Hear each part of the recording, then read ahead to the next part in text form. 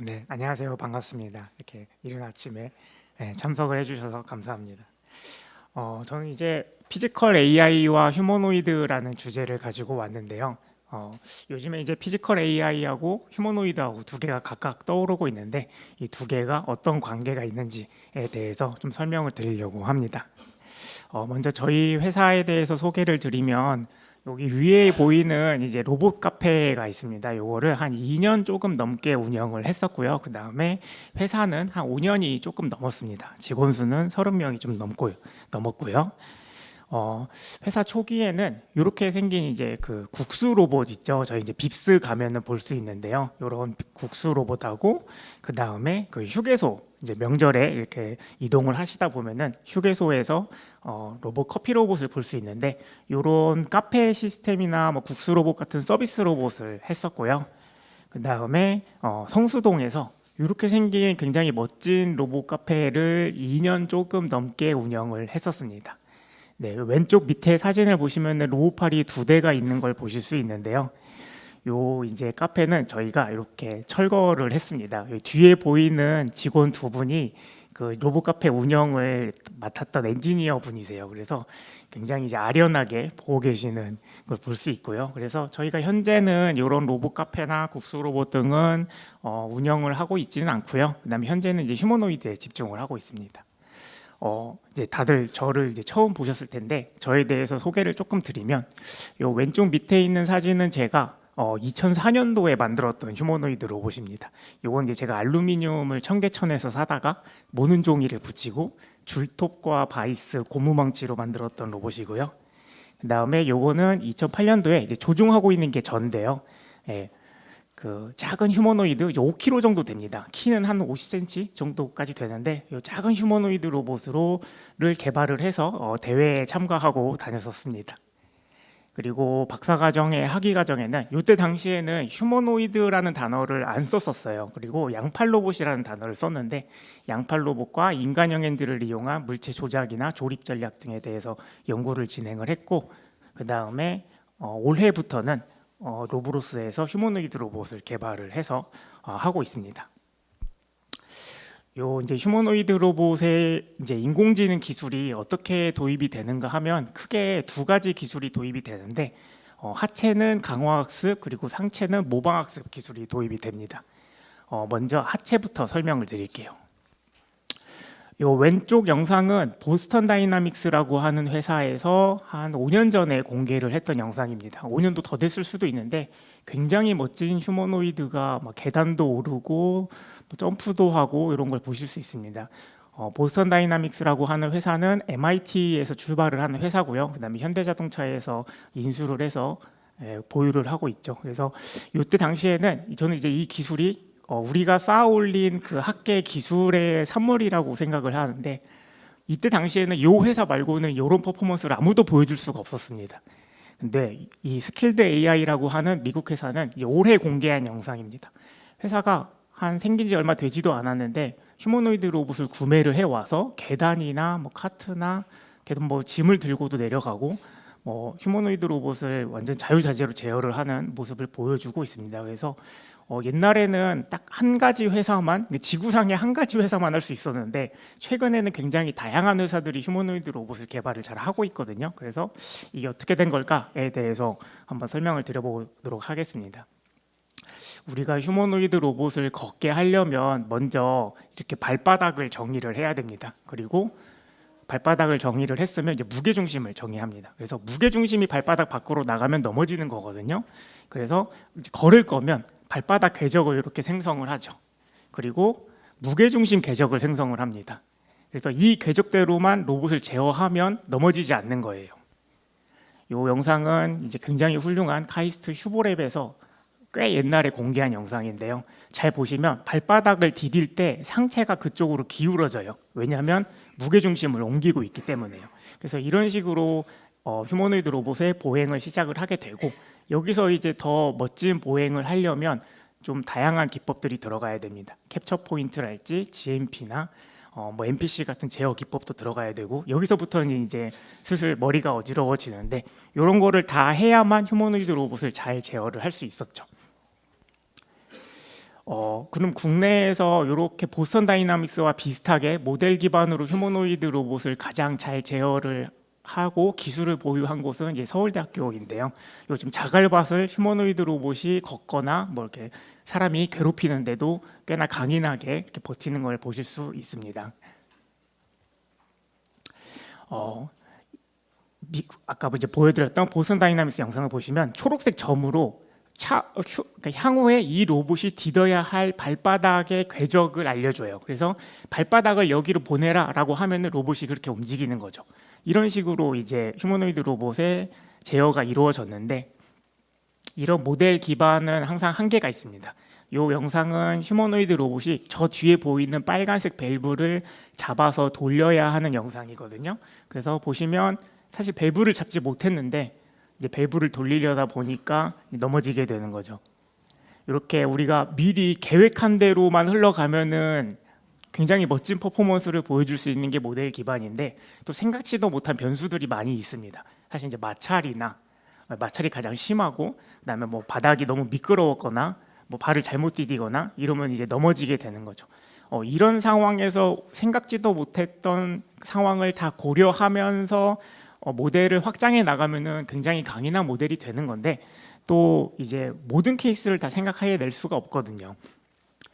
네, 최근에 이제 중국에서 이런 이제 유니트리라고 하는 굉장히 훌륭한 회사입니다. 이제 로봇은 키가 한 130cm 정도 되고 무게가 이제 50kg가 조금 안 될 텐데 발로 이제 발차기를 하고 덤블링을 하고 하는데도 이제 굉장히 멋진 퍼포먼스를 보여주죠. 그래서 요거는 대부분 다 강화학습으로 한 겁니다. 그래서 강화학습이 등장을 하면서 휴머노이드 로봇을 중국과 미국이 굉장히 멋진 퍼포먼스를 보여주기 시작을 했다라고 보시면 되고, 그럼 강화학습이 어떻게 동작을 하는지에 대해 설명을 드리면, 요거 이제 제 딸인데 보면 놀이터에서 놀다가 옆에 있는 언니가 서서 그네를 타고 있어요. 근데 4살 때인데 자기 자신은 이제 서서 그네를 타는 법을 모르는 거예요. 그래서 뭔가 보면은 무릎을 구부리는 것 같기는 한데 자기 자신 잘 안 된단 말이에요.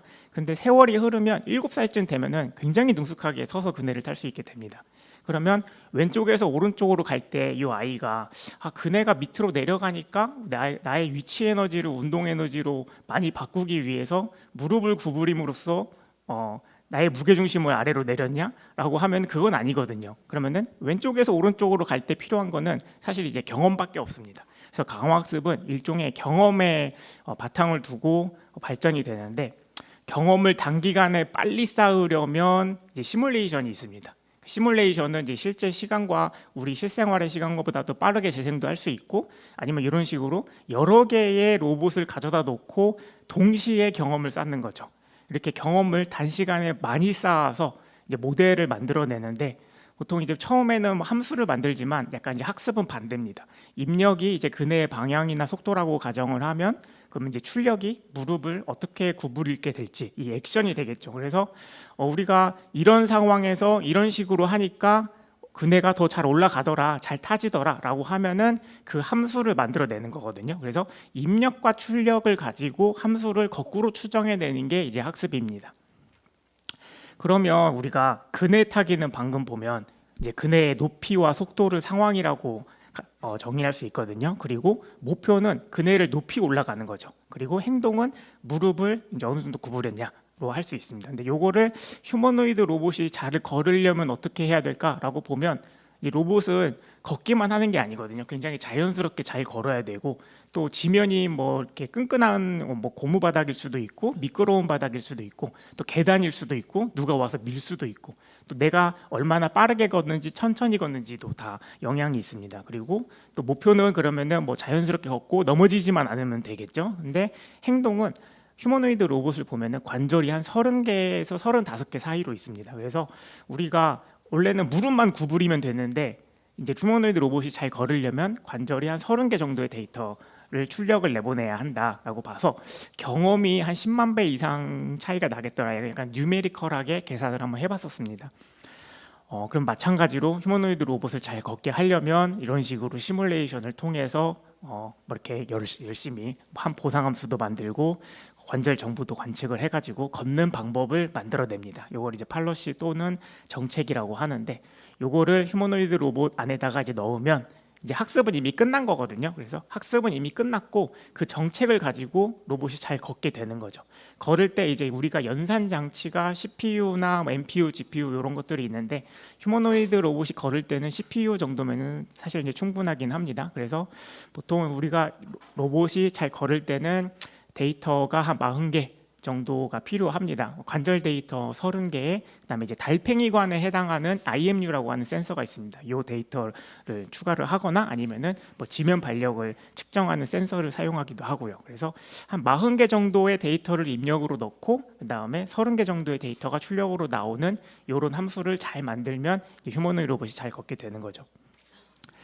그러면은 중국이랑 미국은 잘 걷는데 우리는 왜 아직 잘 못 걷지 하면 강화학습으로 휴머노이드 로봇을 잘 걷게 하는데 필요한 거는 첫 번째는 GPU가 한 개면 됩니다. 요거 이제 5090 500만 원 정도 되는데 요거 하나만 있으면 되고 그 다음에 로봇이 있어야죠. 왜냐하면 잘 걷는 거를 실험을 해야 되잖아요. 그래서 로봇이 잘 있어야 하는데 사실 이런 실험할 수 있는 로봇은 현재는 이제 중국 제품밖에 없습니다. 국내는 아직 없고 미국도 테슬라나 이런 피겨 AI에서 로봇을 개발을 하지만 판매는 안 하고 있고요.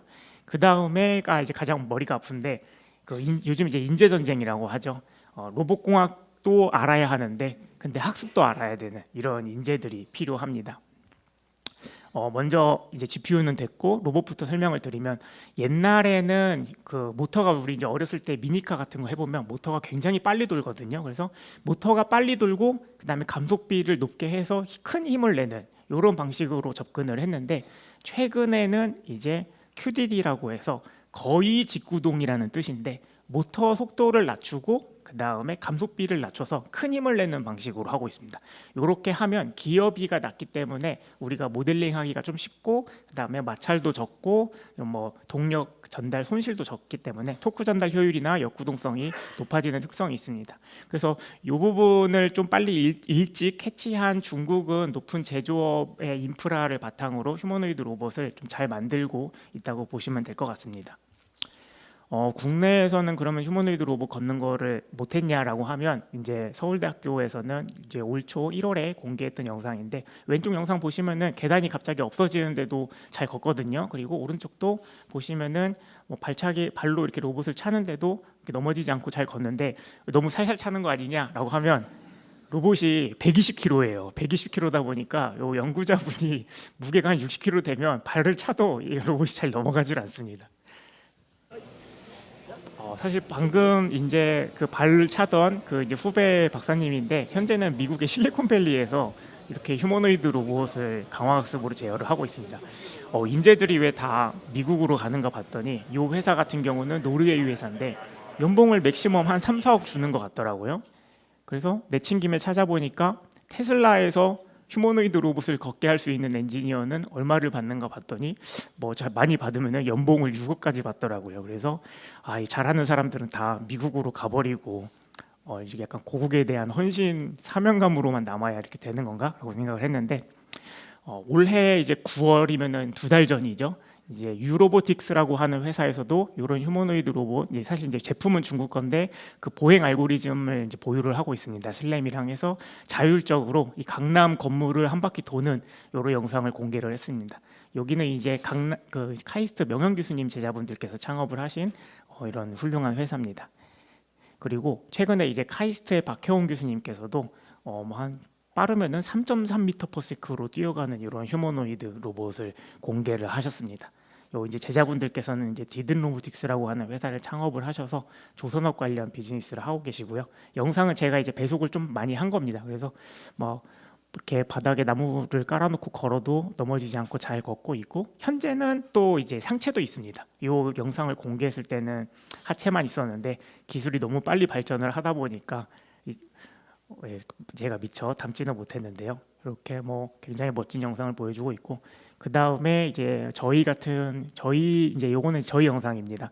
휴머노이드 로봇으로 이렇게 걷는 거를 어느 정도 하고 있고 저기 이제 기둥 뒤에 지금 가려서 조종하는 분이 안 보이는데 이렇게 조이스틱으로 조종을 하고 있는 겁니다. 그래서 이 판 안에서 원하는 방향대로 이렇게 조종을 해서 걷고 있고 실험을 하다가 많이 부셔먹어가지고 손이 이제 덤입니다. 지금 손가락이 몇 개가 없는데 다 3D 프린터로 가짜로 만들어서 붙여놨습니다. 그래서 보행도 국내에서는 꽤 많이 하고 있고 또 정출현, 키스트나 기계연구원 같은 곳에서도 어제 발표를 해주셨는데 꽤 휴머노이드 로봇들이 이제 보행도 우리는 많이 쫓아가고 있다라고 보시면 될 것 같습니다. 보행은 여기까지 하고 그다음에 이제 상체에 대해서 말씀드릴게요. 상체는 사실은 이제 미국에서 좀 많이 집중을 하고 있습니다. 왜냐면은 상체는 약간 생산성과 직결되는 문제거든요. 그래서 상체는 모방학습 기술이 많이 들어가는데 요거는 요즘에 용어가 계속 바뀌거든요. 요거는 로봇 파운데이션 모델이라고도 불립니다. 그래서 요 영상을 한번 보시면 테슬라에서 한 5개월, 6개월 전에 공개한 영상인데 보시면 로봇 사람 이렇게 나란히 쌍을 지어서 동작을 가르치고 있습니다.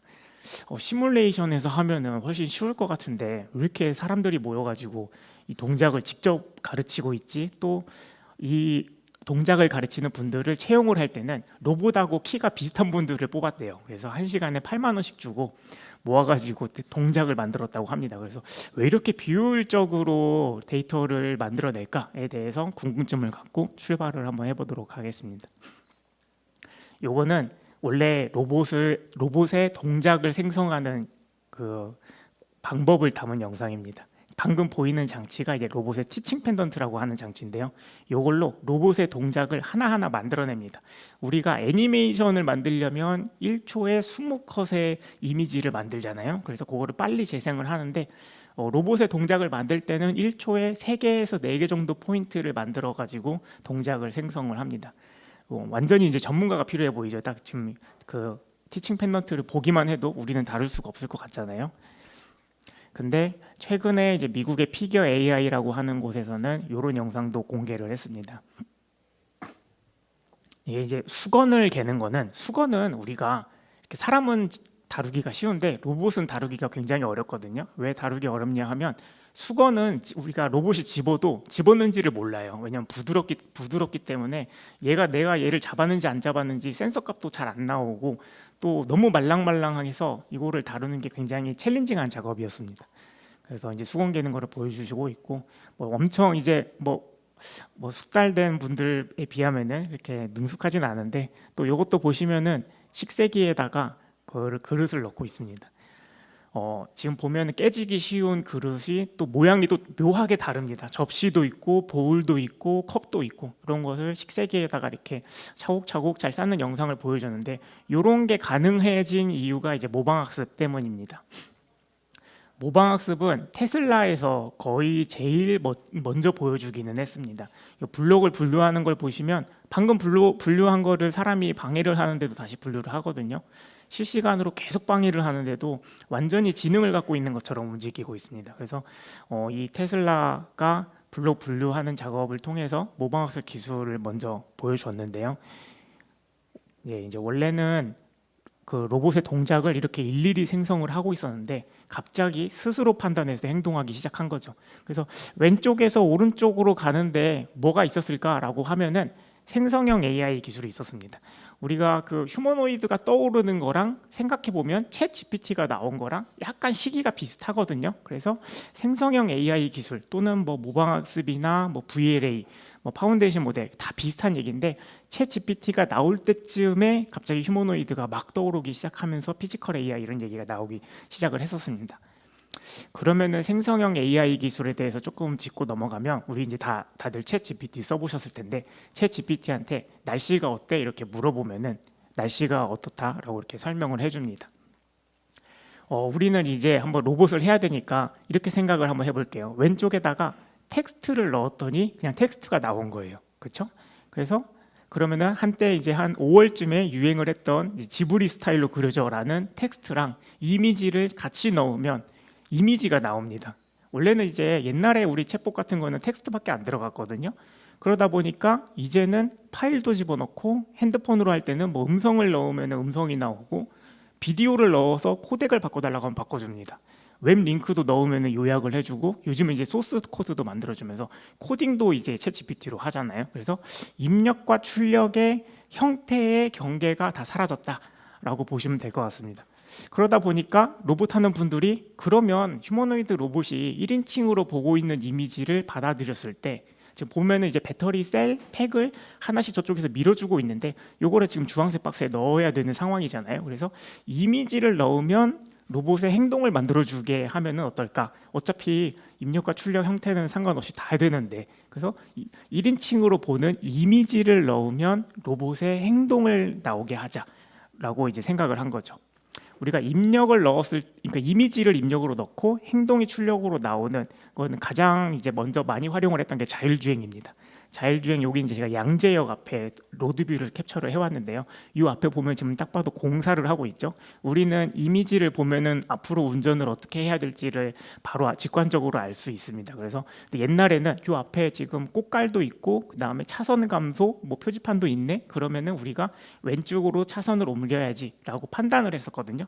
그래서 근데 우리는 그냥 이미지만 보면 핸들을 왼쪽으로 꺾어서 차선을 바꿔야겠다라고 생각을 할 수 있죠. 강남역 앞입니다. 지금 앞에 버스가 내 앞에 차선에 있는 건 아니에요. 근데 들어오려는 의도가 있습니다. 그래서 딱 이미지를 봤을 때 우리는 어떻게 해야 될지 딱 알 수 있죠. 뭐 누군가는 크락션을 누를 수도 있는데 이 상황에서는 뭐 브레이크를 밟거나 뭐 차선을 왼쪽으로 옮기거나 해야 되겠죠. 그러면 이런 이미지, 그러니까 입력과 출력의 데이터셋을 어떻게 모으냐라고 하면 자동차 앞에 카메라를 답니다. 그리고 카메라가 전방 이미지를 다 수집을 해요. 그와 동시에 운전자의 행동도 전부 수집을 합니다. 그래서 입력과 출력의 이런 세트를 다 모읍니다. 그리고 요거를 입력과 출력을 GPU에 넣으면 그러면 중간에 함수가 나오잖아요. 학습을 했을 때. 그래서 운전하는 방법이 튀어나오게 되죠. 그리고 이 운전하는 방법을 얻어내면 그러면은 요거를 자동차에다가 넣으면은 이제 자율주행 차가 되겠죠. 그러면 이 자동차는 새로운 풍경에 대해서도 이런 식으로 하더라, 확률적으로 이렇게 출력을 낼 수 있습니다. 그래서 비로소 자동차가 이제 혼자서 운전을 하는 자율주행이 기능이 이제 구현이 되게 되는 거죠.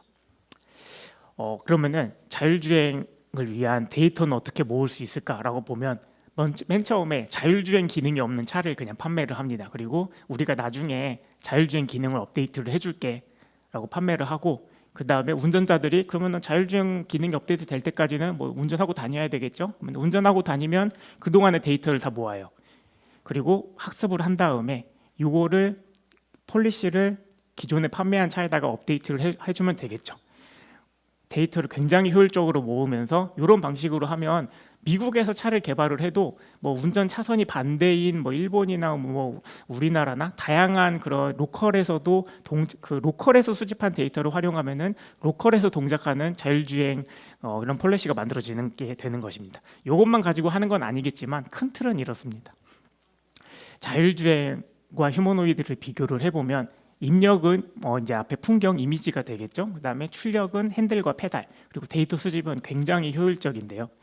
휴머노이드 로봇으로 보니까 본인이 보는 이미지는 취득을 할 수 있고, 그 다음에 손이랑 팔을 움직여야 할 텐데 데이터 수집은 누군가 또 운전을 해줘야 하잖아요. 운전을 이제 어떻게 하느냐라고 보면 가장 이제 잘했던 요 테슬라 케이스를 가지고 저희가 한번 비슷하게 구현을 한번 해봤습니다. 요 이제 블록 분류하는 작업을 이런 식으로 환경 구축을 해가지고 딱 보면 아시겠죠. 주황색 블록은 왼쪽 노란색 박스에다 넣고 파란색 블록은 오른쪽에다가 넣어야 하잖아요. 그래서 우리는 이미지만 봐도 어떻게 해야 될지를 아는데 요거를 로봇한테 가르쳐야 되는 상황입니다. 입력은 이미지를 받아야 하니까 이런 카메라를 이렇게 3대를 설치를 했습니다. 이제 사람 눈이 2개니까 한 카메라당 이미지가 2개씩 들어와요. 요거를 이제 스테레오 카메라라고 합니다. 한 4만 원짜리 카메라를 3개를 달아놓고 그 다음에 운전을 누군가가 했습니다. 요 이제 저희 회사에 이제 현재는 직원분이신데 그때는 이제 인턴을 하면서 요렇게 블록을 분류하는 작업을 운전을 한 2,000번 했습니다. 2,000번 해가지고 그 중에 1,000개의 데이터를 가지고 학습을 했고요. 그다음에 운전을 할 때는 이 박스의 위치, 그러니까 노란색 박스를 왼쪽에 넣거나 오른쪽에 넣거나, 그리고 입력이 이미지다 보니까 조명의 영향을 많이 받습니다. 그래서 밝을 때, 어두울 때 이런 식으로 데이터 수집을 했습니다. 조금 이제 어지러운데 이 이미지를 6개를 동시에 취득을 하지만 또 과거 것도 좀 필요합니다. 그래야 이제 현재 상황을 더 이해하기 쉽거든요. 그래서 12개의 이미지와 로봇 관절 데이터 그리고 그때 당시에 이제 4090 GPU를 8개를 이렇게 파라미터가 들어간 트랜스포머를 이용했습니다. 트랜스포머는 이제 머신러닝의 그런 이제 뉴럴넷 이름인데 GPT에도 사용을 하고 있는 그런 이제 종류입니다. 그래서 180만 개 세트를 가지고 학습을 하는데 일주일이 걸렸어요. 그러니까 한 번 우리가 학습을 하는데 일주일이 걸리고 또 해보고 잘 안 되네 그럼 또 일주일 걸리고 또 잘 안 되면 일주일 걸리고 이런 식으로 하다 보면 우리가 이제 미국이랑 중국을 쫓아가는데 너무 오래 걸리는 거죠. 어찌 됐건 이런 학습 과정을 거쳐서 블록을 분류하는 방법을 얻어낼 수가 있었습니다. 요 이제 3배속한 영상인데요. 한번 보시면 주황색 블록, 파란색 블록을 로봇이 집어서 분류를 잘 하고 있습니다. 이렇게 집었을 때 그리퍼가 조금 이상해도 다 복구를 하면서 집어서 분류하는 걸 보실 수 있고, 그 다음에 블록을 전달하는 거는 우리가 데이터 수집을 그렇게 해서 그렇습니다. 그래서 오른손잡이가 하면은 오른손을 더 많이 써요. 이런 것도 나타나고, 그다음에 불을 껐을 때 밝기를 제가 30% 정도 올린 건데 실제 사람 눈으로 보면은 요 정도 밝기가 됩니다. 한 10시, 11시쯤에 이제 영상을 촬영을 한 거고, 저기 뒤에 보이는 LED 불빛에 의존을 해서 로봇이 이미지를 취득해가지고 동작을 하는 겁니다. 주황색 블록도 바로 넣으면 되는데 너무 어두워서 그런지 한번 갔다 오더라고요. 그리고 처음 보는 물체, 이게 사실 이제 학습 기법의 가장 장점인데 처음 보는 물체도 꽤나 잘 분류하는 것을 보실 수 있습니다. 이제 잘된 것만 가져온 게 아니라 영상 촬영을 하다가 이것도 한번 올려볼까 해서 올려놓고 나왔는데 굉장히 잘 되더라고요. 그리고 로봇 영상의 항상 공통점은 잘 되는 영상 뒤에는 이제 괴롭히는 영상이 나오거든요. 그래서 블록을 분류할 때 제가 한번 괴롭혀봤습니다. 사실 하면서 굉장히 조마조마했는데 또 괜찮게 잘 되고, 그리고 카메라가 손목에 있거든요. 그래서 블록을 전달할 때 제가 손목에 있는 카메라를 가리는데 그때 보시면 전달을 안 했다가도 바로 또 이제 백업해가지고 제대로 건네받고 분류하는 걸 보실 수 있고, 그다음에 굉장히 민첩한 직원분께서는 이런 연출도 가능합니다. 이렇게 분류를 해야 되는데 네, 계속 이제 반복을 할 수 있죠. 요거를 이제 실제로 와서 보신 분들은 사실 많이 실망을 했는데 실제로 와서 보면 이렇습니다. 아까 영상은 3배속한 거고 요거는 이제 1배속이에요. 굉장히 답답한데 이거 보시면 이제 공장이나 제조 현장 분들은 이거 어떻게 써? 이걸 어떻게 하냐라고 하는데 왜 이렇게 느릴까 고민을 했더니 직원분이 너무 굼뜨게 했더라고요. 그래서 동작을 보면은 똑같습니다. 이게 근데 조종을 하는 게 굉장히 어렵습니다. 사실은 고장 날까 걱정되기도 하고 보면서 이렇게 하는데도 느리거든요. 그래서 속도가 완전히 똑같아요. 이게 그냥 시연자의 성격을 그대로 반영을 하더라고요. 그래서 이거를 어떻게 빠르게 할까? 근데 이 친구가 빠릿빠릿하게 할 수 있을까라고 고민을 하다가 좀 추론 단계에서 가속할 수 있는 알고리즘을 아이디어를 내서 조금 빠르게 했습니다. 요거는 3배속까지는 빨라지는데 빨라지는 대신에 좀 성공률이 낮습니다. 그래서 요거는 제가 논문이랑 특허를 다 추론을 등록을 하거나 퍼블리싱을 한 상태고요. 구체적인 거는 찾아보시면 될 것 같습니다. 그래서 이제 고차를 좀 설명을 드리면 요거 보시면은 파란색 블록을 왼쪽으로 분류하고 있는 상황이거든요. 근데 제가 밑에 있는 박스를 핸드폰의 생성형 AI 기술로 지워봤습니다. 그러면 왼쪽으로 전달을 하려는 상황이었는데 사실은 오른쪽으로 건네받은 상황일 수도 있거든요. 그래서 우리가 실험을 하다 보면은 이런 영상들이 나오더라고요. 이렇게 건네줘야 하는데 얘가 왜 이러지? 이렇게 보다 보면은 또 이쪽으로 왔다가 다시 왔다가 이게 이제 내가 주려고 했는데 건네받은 거구나 하고 다시 이쪽으로 가는 거죠. 그래서 연구자분들이 이미지를 입력으로 넣다 보니까 현재 이미지만 가지고는 무슨 상황인지가 알 수 없는 상황이 나오는 거예요. 그래서 이미지 말고 현재의 상황이나 인류의 상식, 우리가 쌓아온 상식이 있잖아요. 그 다음에 현재 우리가 목표 같은 것들을 추가를 하자라고 생각을 하면서 멀티모달 입력을 하자라는 방식으로 넘어가기 시작을 했습니다. 그래서 보시면은 왼쪽 밑에 영상 이미지가 거의 비슷한 이미지인데 오른쪽은 실제, 왼쪽은 디지털 트윈입니다. 근데 우리 눈으로 보면은 얼추 비슷하거든요. 근데 입력이 이미지가 들어가게 되면은 픽셀 값을 가지고 연산을 하거든요. 그래서 이런 팔러시가 보기에는 이게 정책이 보기에는 사실 다른 이미지예요. 그래서 이미지가 다르다 보니까 시뮬레이션에서 하면 실제 환경에서 안 됩니다.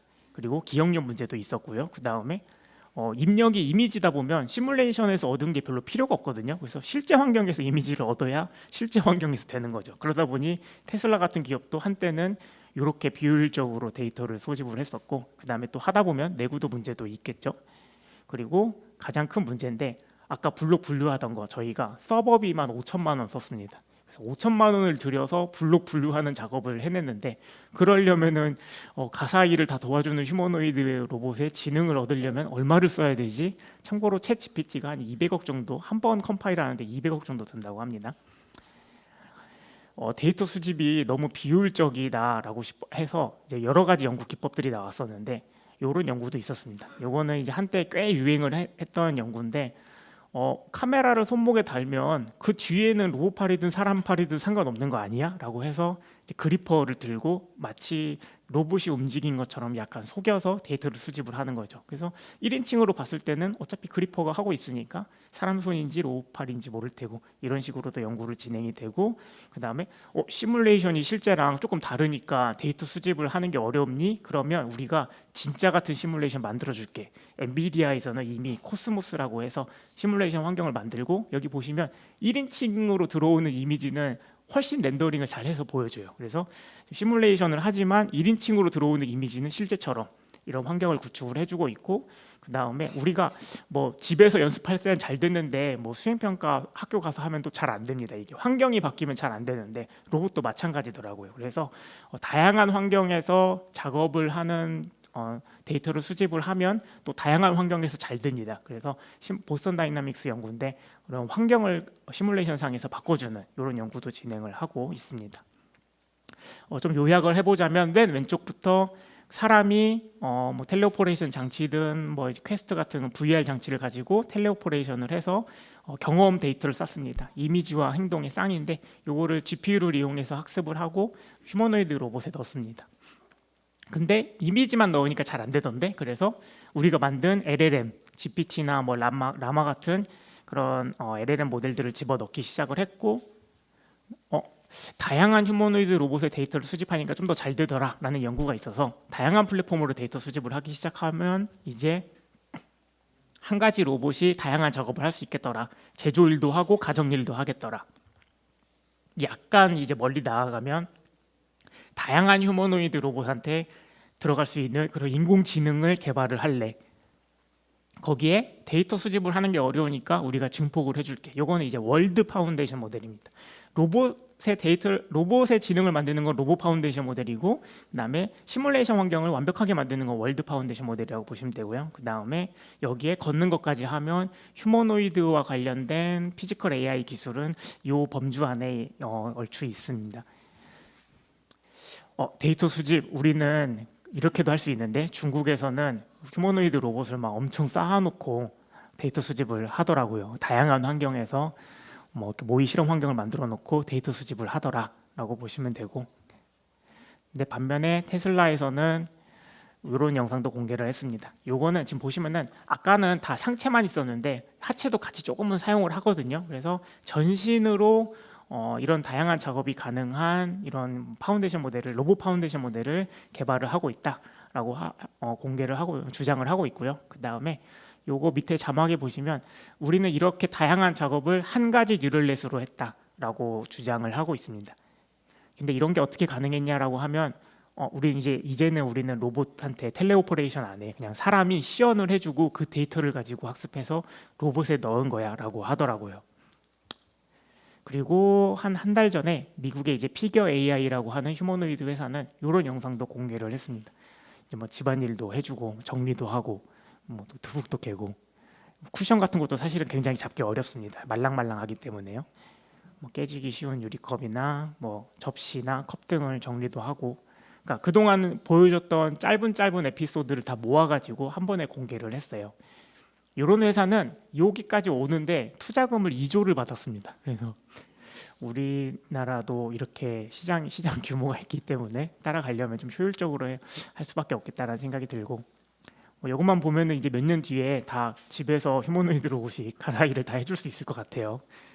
못 깨는 건 좀 시원치 않은데, 그리고 미국에서는 이런 연구들도 많이 진행이 됩니다. 그러니까 그동안은 생산성에 집중을 했는데 휴머노이드 로봇의 동작 자체에 대해서도 연구를 하기 시작하는 거죠. 뭐 이렇게 테이블에 올라가야 되는데 좀 높으면 이렇게 무릎을 써서 올라가잖아요. 뭐 이런 연구들도 이제 많이 공개를 하고 있고, 그다음에 다음에 나오는 영상은 더 멋진데 이렇게 벽차기를 해가지고 덤블링하는 영상도 공개를 합니다.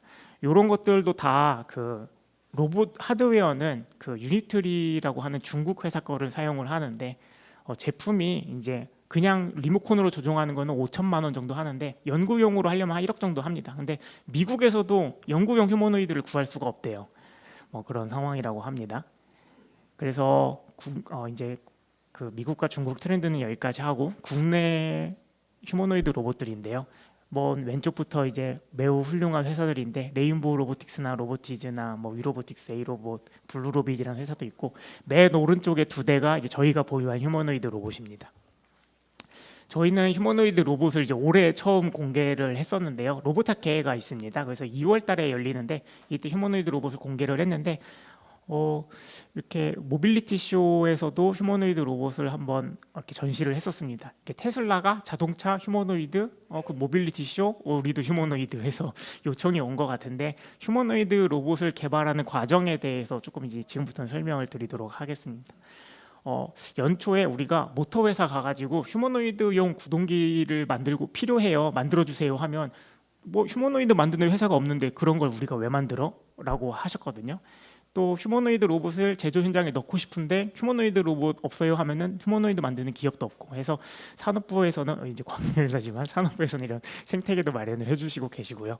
그래서 휴머노이드 로봇을 만드는 과정에 대해 설명을 드리면, 맨 처음에 이제 컨셉을 잡기 위해서 이렇게 시장을 조사를 하고, 그 다음에 우리만의 이제 컨셉을 수립을 했습니다. 우리가 첫 번째 휴머노이드 로봇은 발레리노에서 컨셉을 따왔었습니다. 그래서 구동기도 막 이런 식으로 설계를 하려면 젊은 엔지니어들이 모여서 토론도 하고, 그 다음에 이제 이거는 이제 설계한 사진들이고, 그 다음에 뭐 최종 설계했을 때 렌더링 사진입니다. 여기부터는 조금 빠르게 넘어가겠습니다. 그리고 빠른 시간 안에 휴머노이드 로봇을 만들어야 되다 보니까 디자인을 하고 설계를 해야 되는데, 그게 아니라 일단 설계부터 하고 그 위에 껍데기를 씌우자 해서 설계한 결과를 1대1로 벽에 붙여놓고 그 위에 케이스를 씌우려고 디자인을 했고요. 그래서 이런 식으로 머리와 어깨, 뭐 상체 프레임을 디자인을 했었습니다. 뭐 가공해온 결과물이나 그다음에 이제 조립하는 과정입니다. 이제 사실 조립은 굉장히 그렇게 낭만적이지는 않은데요.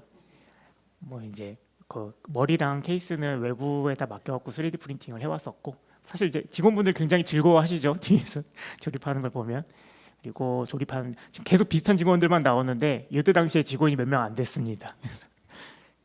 그래서 최종 결과물이 이제 요게 올해 1월 사진이고요. 그다음에 이제 휴머노이드 로봇을 만들었으면 데이터 수집을 해야죠. 그래서 그 텔레오퍼레이션 통해서 데이터 수집을 하고, 핸들도 다 저희가 직접 만든 건데 쿠팡에서 제일 큰 사이즈 실리콘 장갑을 구매해서 채우면 딱 맞을 정도로 핸들도 사람 사이즈로 개발을 했었습니다. 그리고 휴머노이드 로봇을 걷게 하는 과정은 맨 왼쪽이 이제 설계를 했으면 시뮬레이션을 하고, 뭐 이제 이거는 이제 그 울퉁불퉁한 환경에서 걷는 시뮬레이션을 합니다. 그래서 이렇게 시뮬레이션에서 걷는 방법을 다른 시뮬레이션에서 검증을 또 해야 되거든요. 그래서 잘 되면은 로봇에 넣으면 잘 걷게 되는데, 요거는 지금 가만히 서 있는데 발로 차도 어느 정도 버티죠. 근데 오른쪽 발목에 베어링이 문제가 있어서 자꾸 쏠려요. 근데 쏠리는데 안 넘어지려고 뭐 이렇게 하더라고요. 그래서 이거는 가만히 서 있는 폴리시라고 보시면 되고, 그 다음에 데이터 수집을 좀 효율적으로 하기 위한 연구들도 내부적으로는 진행을 하고 있습니다. 그리고 이건 넘어가겠습니다. 이거는 이제 좀 알아보기가 힘들어서, 피겨 AI에서 한때 이런 영상을 공개를 했어요. 인간형 핸드로 이게 재색이 안 되네요. 네, 인간형 핸드로 이런 물류를 정리하는 영상을 12시간짜리를 찍어서 올렸거든요. 그래서 우리도 인간형 핸드로 모방학습을 한번 해보자 해서 핸드도 자체적으로 개발을 하고, 이것도 재생이 안 되네요. 네, 그 다음에 메모리 문제일 것 같은데 여기부터는 그러면은 어쩔 수 없이 빠르게 넘어가겠습니다. 뭐 핸드가랑 그 다음에 인간형 핸드를 텔레오퍼레이션 하기 위한 이런 영상들이고, 네, 파워포인트 이슈가 있는 것 같은데, 좀 죄송합니다. 파워포인트가 멈췄는데 한번 껐다가 가도록 하겠습니다. 아마 다시 키면은 될 거라고 생각을 해요.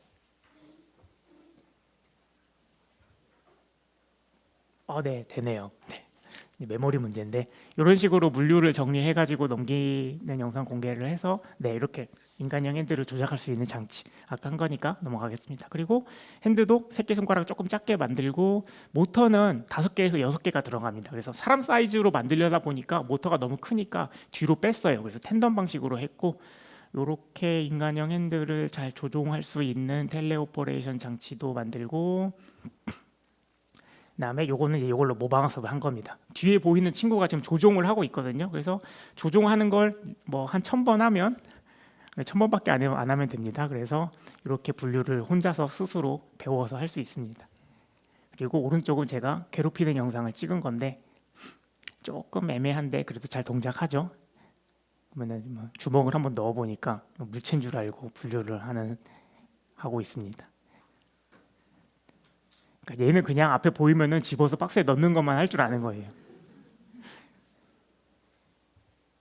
그리고 그 왼쪽에 보이는 시커먼 로봇이 사실은 우리가 만들 때 재료비를 2억 넘게 썼습니다. 그래서 구매하고 싶은데 분이 계셔도 판매를 할 수가 없는 거예요. 그래서 한 1.5억에 판매 가능한 휴머노이드 로봇을 따로 개발을 했습니다.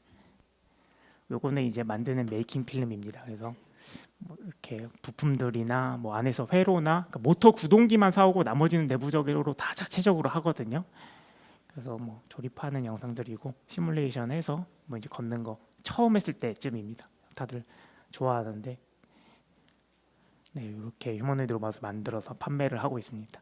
그리고 이런 거 이제 동작을 만들어야 되다 보니까 인터넷에 가면 사람의 동작 데이터는 많이 있어요. 그래서 그거를 로봇의 관절에 맞게 그 리타게팅을 하는 겁니다. 사람하고 로봇하고 관절 구조가 조금 다르거든요. 그래서 그거를 맞게 해주는 이런 연구도 진행을 하고 있고, 그 다음에 요거는 걷는 방법을 가르치는데 왼쪽은 학습 초반, 오른쪽은 학습 후반입니다. 그래서 왼쪽 영상보다 오른쪽 영상에 있는 애들이 조금 더 잘 걸어요.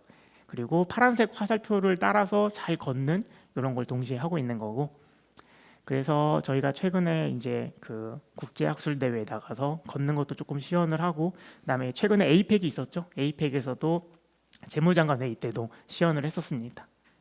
그리고 아까 이제 자장님께서 소개를 해주셨는데 걷는 대회, 그러니까 성인 사이즈에서 휴머노이드 걷는 로봇 대회에 나가서 여기서도 이제 1등을 했습니다. 이게 직선거리는 우리가 졌는데, 근데 이 장애물을 피해서 가는 조종입니다. 조종 대회에서는 우리가 이겼습니다. 그래서 뭐 이렇게 뭐 사실 최초는 아닌데 그래도 꽤나 잘하고 있다라고 생각을 하고 있습니다. 네, 그리고 또 저희 로봇을 구매해 가신 분도 계세요. 요거는 이제 경남 로봇랜드에 설치가 되어 있을 텐데요. 이렇게 관람객이 와서 관람객한테 발레 동작을 보여주고 그대로 따라해 해가지고 그대로 잘 따라하면은 뭐 띵동하고 휴머노이드 로봇이 그거에 맞춰서 같은 동작을 따라해주는 이런 이제 연출을 한다고 하시더라고요. 그래서 걷는 건 아니고 이렇게 매달아 놓고 인터랙션을 하는 이런 전시를 하고 계실 겁니다. 네, 그렇습니다. 기술에는 사이클이 있다고 합니다. 이제 뭐 봄, 여름, 가을, 겨울 사이클인데 우리가 이제 다들 사용하고 있는 갤럭시나 아이폰은 여름하고 가을 사이에 있다고 합니다. 그래서 요거는 이제 제가 옛날에 사용했던 핸드폰인데 뭐 잊혀져 가고 있지만 노키아나 모토로라, 블랙베리 같은 기술들이 여름과 가을을 보낼 때가 있었죠. 지금은 다 겨울인데, 그래서 휴머노이드 로봇이 그 휴보 아시모 뭐 2000년대 뭐 2010년대도 계속 휴머노이드 얘기는 맨날 했는데 그때도 그냥 뭐 지지부진했거든요. 근데 그 생성형 AI 기술이랑 피지컬 AI 기술 때문에 이제 봄에 와 있다고 생각을 합니다. 그래서 긴 여름과 가을을 보낼 수 있게 저도 이제 열심히 할 테고 또 많은 관심 부탁드리겠습니다. 발표는 여기까지 마치겠습니다. 감사합니다.